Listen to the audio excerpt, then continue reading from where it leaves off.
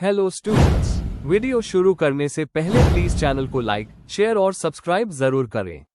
एक important information, अगर आपको इस वीडियो के नोट्स चाहिए तो डिस्क्रिप्शन बॉक्स में दिया गया डाउनलोड लिंक चेक करें। Thank you. चलिए शुरू करते हैं। इस वीडियो में हम पढ़ेंगे BPSC 105 introduction to comparative government and politics के प्रीवियस ईयर क्वेश्चन और most important questions with answers. ये क्वेश्चंस आपके एग्जाम के लिए बहुत इंपॉर्टेंट है। अगर आपने ये अच्छे से कर लिए तो एग्जाम निकलना पक्का है। Let's begin. Question 5, examine the political economy approach and it's relevance for the study of comparative politics. Question explanation. इस क्वेश्चन में हमें पॉलिटिकल इकोनॉमी अप्रोच को एक्सप्लेन करना है, इसका मतलब क्या है और ये पॉलिटिक्स और इकोनॉमिक्स के बीच का क्या कनेक्शन बताता है। उसके बाद बताना है कि ये अप्रोच कंपैरेटिव पॉलिटिक्स के स्टडी में कितना यूजफुल है। Answer. Introduction. Political economy approach ये बताता है कि कैसे पॉलिटिकल डिसीजंस इकोनॉमिक पॉलिसीज को अफेक्ट करते हैं और कैसे इकोनॉमिक कंडीशंस पॉलिटिक्स को शेप करती है। इसमें पॉलिटिक्स और इकोनॉमिक्स दोनों को साथ में समझा जाता है। कार्ल मार्क्स और आदम स्मिथ जैसे थिंकर्स ने इस फील्ड को डेवलप किया।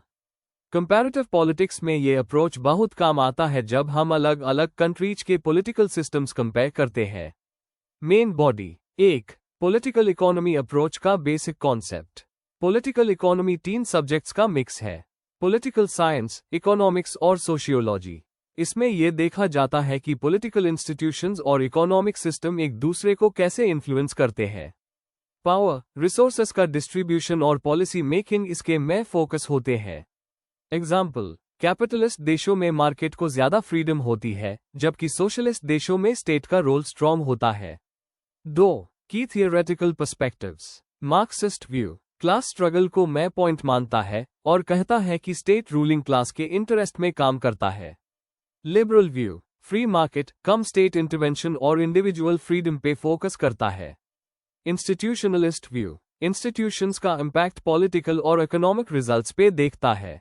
केस एग्जाम्पल, अफ्रीका के पोस्ट कॉलोनियल कंट्रीज में वेस्टर्न इकोनॉमिक डिपेंडेंसी ने पॉलिटिकल इंस्टेबिलिटी बढ़ाई। 3.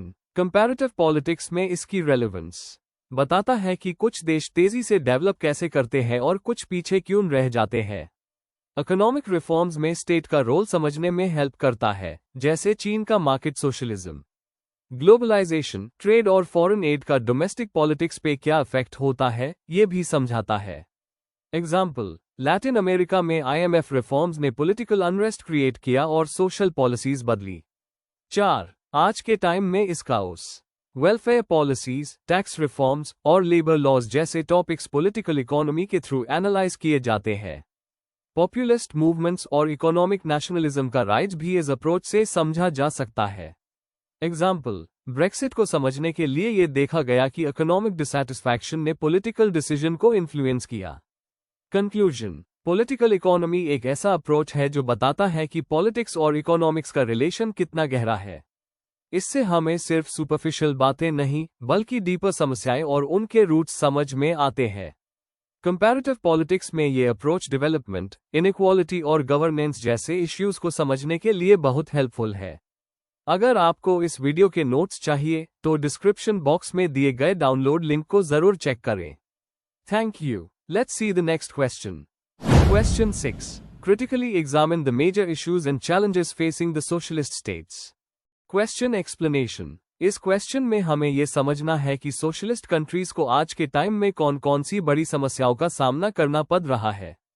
पॉलिटिकल, इकोनॉमिक और सोशल चैलेंजेस को डिटेल में एक्सप्लेन करना है, जैसे चीन, क्यूबा या नॉर्थ कोरिया के एग्जाम्पल्स के साथ। सिर्फ डिस्क्राइब नहीं करना, क्रिटिकल एनालिसिस भी देना है। आंसर। इंट्रोडक्शन। सोशलिस्ट स्टेट्स वो कंट्रीज होती हैं जहां प्रोडक्शन और डिस्ट्रीब्यूशन का कंट्रोल गवर्नमेंट के पास होता है, जिसका एम होता है इक्वालिटी और सोशल वेलफेयर। कार्ल मार्क्स और लेनिन जैसे थिंकर्स ने सोशलिज्म का आइडिया दिया था, लेकिन रियल वर्ल्ड में इम्प्लीमेंटेशन में काफी चैलेंजेस आए। आज के समय में सोशलिस्ट स्टेट्स कई बड़े मुद्दों का सामना कर रहे हैं, उन्हीं को हम इस आंसर में समझेंगे। Main body. 1. इकोनॉमिक चैलेंजेस और मार्केट रिफॉर्म्स। सोशलिस्ट इकोनॉमीज में कंपटीशन और प्रॉफिट मोटिव की कमी की वजह से एफिशिएंसी कम होती है। एग्जाम्पल, सोवियत यूनियन में 1980 के दौरान इकोनॉमिक स्टैग्नेशन हुई थी जो उनके कोलैप्स का रीजन बनी। चाइना ने इस प्रॉब्लम को सॉल्व करने के लिए डेंग सियाओपिंग के टाइम पे मार्केट रिफॉर्म्स लाए, लेकिन इससे इनइक्वालिटी भी बढ़ी, जो सोशलिस्ट प्रिंसिपल्स के अगेंस्ट था। 2. पॉलिटिकल ऑथोरिटेरियनिज्म और डेमोक्रेसी की कमी। ज्यादातर सोशलिस्ट देश सिंगल पार्टी रूल फॉलो करते हैं, जहां पॉलिटिकल फ्रीडम नहीं होती। डिसेंट, मीडिया फ्रीडम और ऑपोजिशन सप्रेस कर दिया जाता है। एग्जाम्पल, नॉर्थ कोरिया में गवर्नमेंट हर एस्पेक्ट पर कंट्रोल रखती है और ऑपोजिशन अलाउड नहीं है। अकाउंटेबिलिटी के न होने से करप्शन और स्लो ब्यूरोक्रेसी बढ़ती है। 3. ग्लोबलाइजेशन और बाहरी दबाव। ग्लोबल कैपिटलिस्ट वर्ल्ड सोशलिस्ट देशों को चैलेंज करता है, जैसे ट्रेड सैंक्शंस, आइसोलेशन या आइडियोलॉजिकल कॉन्फ्लिक्ट। एग्जाम्पल, क्यूबा पर यूएसए ने डेकेड से इकोनॉमिक एम्बार्गो लगाया हुआ है, जो उसकी ग्रोथ को रोकता है। इस प्रेशर की वजह से सोशलिस्ट स्टेट्स को या तो अपने आप को रिफॉर्म करना पड़ता है या सेल्फ रिलायंट बनना पड़ता है। दोनों हाई टफ ऑप्शंस है। 4. आइडियोलॉजिकल क्राइसिस और नई जनरेशन का नजरिया। आज की जनरेशन को सोशलिस्ट रेवोल्यूशंस के ओरिजिनल आइडियल से ज्यादा कनेक्शन नहीं है। लोग पर्सनल फ्रीडम, बेटर लाइफस्टाइल और पॉलिटिकल चॉइसेस चाहते हैं। एग्जाम्पल, चीन में भी यूथ डिजिटल फ्रीडम चाहते हैं, जो स्टेट के कंट्रोल को चैलेंज करता है। गवर्नमेंट को अपना आइडियोलॉजिकल कंट्रोल मेंटेन करना मुश्किल हो रहा है, स्पेशली डिजिटल एज में। कंक्लूजन, आज के सोशलिस्ट स्टेट्स आइडेंटिटी क्राइसिस से गुजर रहे हैं। इकोनॉमिक और पॉलिटिकल चैलेंजेस के अलावा ग्लोबल दुनिया में अपना रेलेवेंस बनाए रखना भी मुश्किल हो गया है। कुछ देश जैसे चीन ने अडेप्ट करना सीख लिया है, लेकिन कई अभी भी रिजिड है। सोशलिज्म का फ्यूचर तभी सेफ है जब वो नए जमाने के साथ इवॉल्व करें। अगर आपको इस वीडियो के नोट्स चाहिए तो डिस्क्रिप्शन बॉक्स में दिए गए डाउनलोड लिंक को जरूर चेक करें। Thank you. Let's see the next question. Question 7. Explain the doctrine of parliamentary supremacy. Question explanation. इस क्वेश्चन में हमें पार्लियामेंट्री सुप्रीमेसी के कॉन्सेप्ट को समझाना है। ये बताना है कि इसका क्या मतलब है, ये ब्रिटिश सिस्टम में कैसे काम करता है और इसके क्या इम्प्लीकेशंस है। इसमें एग्जाम्पल्स देना भी जरूरी है, खासकर यूके के कॉन्टेक्स्ट में। आंसर। इंट्रोडक्शन। पार्लियामेंट्री सुप्रीमेसी यानी पार्लियामेंट्री सॉवरेंटी ब्रिटिश कॉन्स्टिट्यूशन का एक बेसिक प्रिंसिपल है। इसका मतलब है कि पार्लियामेंट सबसे बड़ी लीगल अथॉरिटी है। वो कोई भी कानून बना सकता है, बदल सकता है या हटा सकता है। एवी डाइसी जैसे थिंकर ने इस आइडिया को डिटेल में डिफाइन किया था। इस आंसर में हम इस डॉक्ट्रीन का मतलब, फीचर्स, चैलेंजेस और एग्जाम्पल्स के साथ एक्सप्लेनेशन देंगे। Main body. पार्लियामेंट्री सुप्रीमेसी का बेसिक कॉन्सेप्ट। एवी डाइसी के अकॉर्डिंग पार्लियामेंट किसी भी सब्जेक्ट पर लॉ बना सकता है और कोई भी बॉडी इस लॉ को चैलेंज नहीं कर सकती। कोर्ट्स भी पार्लियामेंट के लॉ के सामने पावरलेस होते हैं। इसके main features. Unlimited law making power. Parliament किसी भी इश्यू पर कानून बना सकता है, चाहे वो डोमेस्टिक हो या इंटरनेशनल। फ्यूचर पार्लियामेंट को बिंद नहीं करता। हर नया पार्लियामेंट पुराने लॉस को बदल सकता है या हटा सकता है। कोर्ट्स का सबऑर्डिनेशन। कोर्ट्स पार्लियामेंट के लॉ को हाई अप्लाई करते हैं, चाहे उन्हें वो लॉ फेयर लगे या नहीं। No written constitution. यूके में कोई रिटन कॉन्स्टिट्यूशन नहीं है, इसलिए पार्लियामेंट का पावर किसी रिटन डॉक्यूमेंट से लिमिटेड नहीं है। कुछ important examples. War damage act 1965 parliament ने पास किया था एक कोर्ट डिसीजन को ओवरराइड करने के लिए। ये दिखाता है कि पार्लियामेंट रेट्रोएक्टिव लॉ भी बना सकता है। जैक्सन वी अटॉर्नी जनरल 2005 में भी कोर्ट ने पार्लियामेंट्री सुप्रीमेसी को एक्सेप्ट किया था। मॉडर्न चैलेंजेस और लिमिटेशंस। आज के टाइम में इस डॉक्ट्रीन के कुछ प्रैक्टिकल लिमिटेशंस है। ईयू लॉ ब्रेक्सिट के पहले नेशनल लॉ पर सुपीरियर था। ह्यूमन राइट्स एक्ट 1998 के तहत कोर्ट्स को लॉस को ह्यूमन राइट्स के मुताबिक इंटरप्रेट करना पड़ता है। डिवोल्यूशन के थ्रू स्कॉटलैंड, वालेस और नॉर्दर्न आयरलैंड को अपने मैटर्स में पावर्स मिल चुकी है।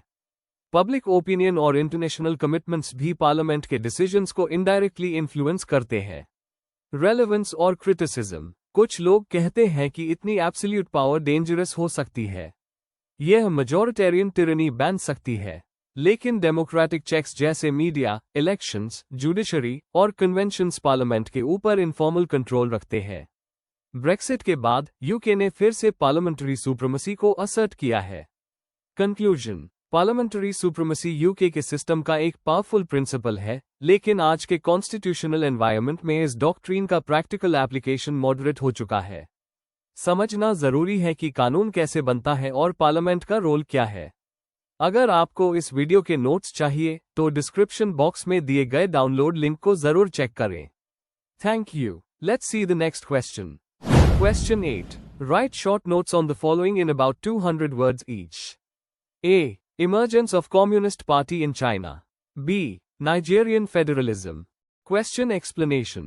इस क्वेश्चन में हमें 2 शॉर्ट नोट्स लिखने हैं, हर एक लगभग 200 शब्दों में। पार्ट ए में हमें बताना है कि चीन में कम्युनिस्ट पार्टी कैसे बनी और पावर में कैसे आए। पार्ट बी में हमें नाइजीरिया के फेडरल स्ट्रक्चर का नेचर और उसके इश्यूज बताने हैं। आंसर। इंट्रोडक्शन। चीन और नाइजीरिया दोनों इंपॉर्टेंट देश हैं जिन्होंने अपना अलग पॉलिटिकल मॉडल डेवलप किया है। चीन में कम्युनिस्ट पार्टी ने गवर्नेंस सिस्टम को पूरा चेंज कर दिया, जबकि नाइजीरिया का फेडरल सिस्टम एक पोस्ट कॉलोनियल एक्सपेरिमेंट है जिसमें यूनिटी और डाइवर्सिटी के बीच बैलेंस बनाया गया। चलिए दोनों पॉइंट्स को डिटेल में समझते हैं। Main body. A. Emergence of communist party in China.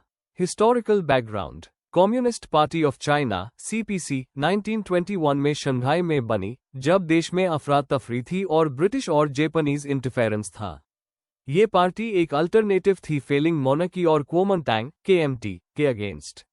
Role in Chinese revolution. CPC ने लैंड रिफॉर्म्स, फार्मर्स को मोबिलाइज करके और सोशल इक्वालिटी के आइडिया से लोगों का सपोर्ट जीता। माओ जेडोंग के लीडरशिप में पार्टी ने रूरल बेस स्ट्रॉन्ग बनाया। Long march and rise to power. 1934-35 का लॉन्ग मार्च CPC की स्ट्रेंथ और कमिटमेंट का सिंबल बन गया। वर्ल्ड वॉर II के दौरान उन्होंने जापानीज इन्वेजन के खिलाफ स्ट्रॉन्ग रेजिस्टेंस दिया, जिससे उनका सपोर्ट और बढ़ा। Formation of people's republic of China. 1949 में CPC ने KMT को हटा दिया और पीपल्स रिपब्लिक ऑफ चाइना बनाए।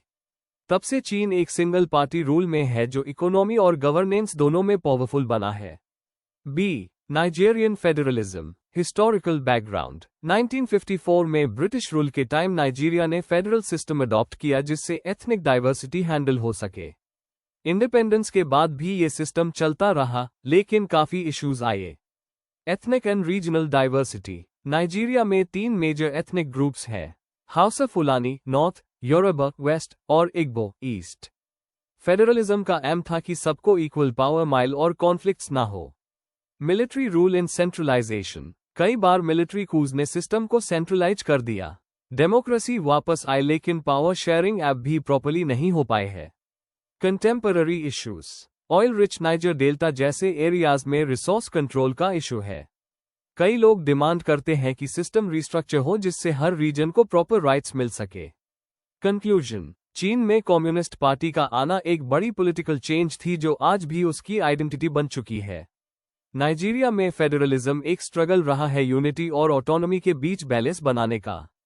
दोनों केसेस हमें दिखाते हैं कि हिस्ट्री और कल्चर पॉलिटिकल सिस्टम्स को कैसे शेप करते हैं।